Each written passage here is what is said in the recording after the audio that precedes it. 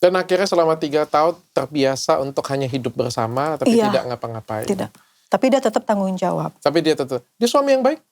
Kalau untuk segi nafkah dia baik, Dok. Selain itu ngobrol. Ngobrol kurang ya, Dok, karena kan dia lebih banyak di luar. Jadi kalian hidup berdua ngapain ya? Saya juga kayak mungkin apa ya, Dok? Apa saya cuma dianggap temen aja gitu. Nah itu, saya juga Saya bertanya nggak dengan tahu, kamu. itu kan beliau yang bisa jawab.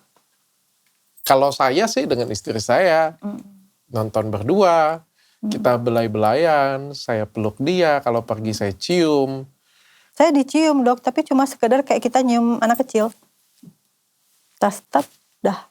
Saya juga kadang, ya Allah, begini ya rasanya kayak gitu. Sementara suami saya di belakang bisa sebegitu romantisnya sama perempuan lain. Oke, saya pengen tanya, selama 3 tahun pernikahan kamu bahagia nggak? Saya nggak tahu, Dok.